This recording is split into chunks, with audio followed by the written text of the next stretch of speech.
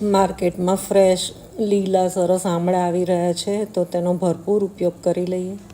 નાના મોટા બાળકો સૌને ભાવે એવી ચટપટી આમલા કેન્ડી બનાવશું આજે. જો દેખાવમાં તો કેવી સરસ લાગી રહી છે, અને બાળકો તો આમ જ ખાઈ જશે, એમને ખબર નહીં પડે કે આમળા ખાય છે.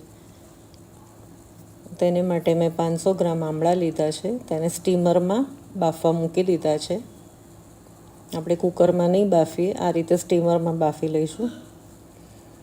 અને 20 મિનિટમાં તો બફાઈને તૈયાર થઈ જાય છે. બફાયા પછી આ રીતે તેની પેશીઓને આપણે છૂટી કરી લઈશું દરેક આમળાની. જો આ રીતે સરસ બફાઈ જાય, સ્ટીમ થઈ જાય એટલે સરસ આ રીતે પેશીઓ છૂટી પડી જાય છે તેની. તેમાં મેં ખાંડ નથી નાખી, મિશ્રી લીધી છે. તમે ઈચ્છો તો ખાંડ પણ ઉમેરી શકો છો. 150 ગ્રામ ખાંડ લીધી છે. 1 કટકો આદું છીણી અને ઉમેરી લીધું છે તેમાં. અને આપણે તેને મિક્સી જારમાં ટ્રાન્સફર કરી દઈશું આ આમળાની પેશીઓને, અને તેનો સ્મૂથ પલ્પ વાટી લઈશું. જો તેને પાણી નથી ઉમેરવાનું તો વાટવામાં સહેજ અઘરું પડે, તો 2 ચમચી મિશ્રી ઉમેરી દઈશું વાટેલી આપણે, અને ફરી વાટી અને તેનો સ્મૂથ પેસ્ટ બનાવી લઈશું આમળાનો. જો સરસ એકદમ સ્મૂથ પેસ્ટ થઈ ગયો છે. તો પેન પર મેં સ્લો ફ્લેમ પર આ પેસ્ટને પેનમાં ટ્રાન્સફર કરી અને તેને આપણે કૂક થવા મૂકી દઈશું. મિક્સરમાં મેં બાકી બચેલી મિશ્રી પણ એડ કરી દીધી છે. તેમાં 1 થી 2 ચમચી સંચળ એડ કર્યું છે, અને મિક્સરને સરખું હલાવીને થવા દઈશું.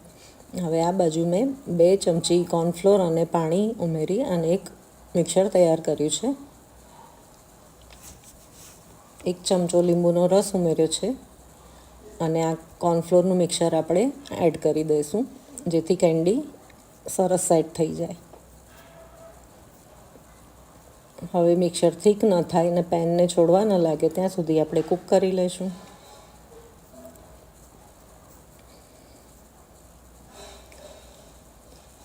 છેલ્લે 1 ચમચી ઘી ઉમેરી છે, જેથી આ કેન્ડીમાં સરસ ગ્લેઝ આવી જાય. જો લચકા પડતું સરસ તૈયાર થઈ ગયું છે, તો હવે પાર્ચમેન્ટ પેપર લાગેલી ટ્રેમાં એને ટ્રાન્સફર કરી દીધું છે મેં.